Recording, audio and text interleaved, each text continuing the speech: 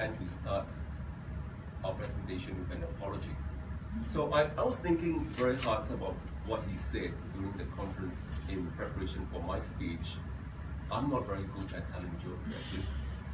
My wife would actually attest to this fact because she said that the only jokes that I'm good at telling are those jokes pertaining to her. And more importantly, she doesn't find any of them funny.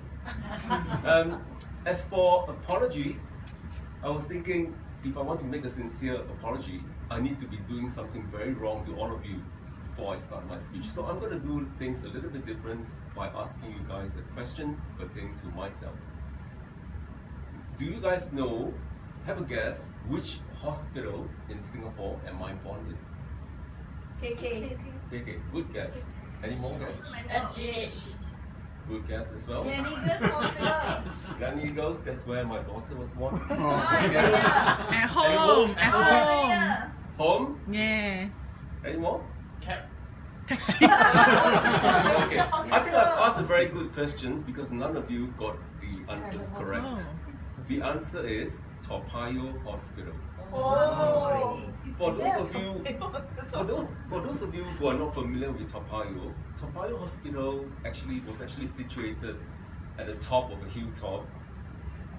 It's a very calm and peaceful environment. It is sitting at where Caldecott Station is currently.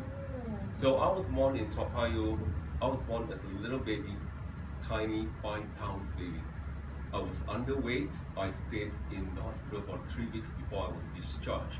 So as I grew up, my parents, my siblings were all very pleased that I grew up to be almost like a 200-pounder, like what I am today.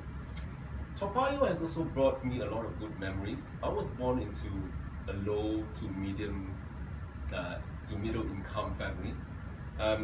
Life wasn't exactly very comfortable, but we were all very happy. Altogether, there were 8 of us squeezing into a 3-room flat off Toa Payoh Lorong 1. Another good thing about living in Toa Payoh is, since this is SG50, a lot of the teachers in my daughter's school actually spoke to her about the iconic places in Singapore, out of which the Dragon Playground opposite SAFRA was often mentioned. So when I was a small little boy, there were numerous Dragon Playground all over Toa Payoh. And the good thing is, being a very active boy when I was young, we did a lot of things like going to the playground, longkang fishing, and even catching spiders. So as I grew up, I maintained a very active lifestyle.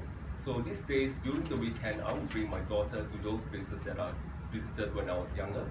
So my daughter could actually proudly tell classmates, these are the places that I've been to, these are the places that my daddy and I grew up in for many years to come. So the next question is, why am I here joining Toastmasters? I think one of the reasons is I want to be better than my boss, so that I can start telling him what to do. So I hope you guys are not taking videos and posting onto YouTube, so please spare me for that.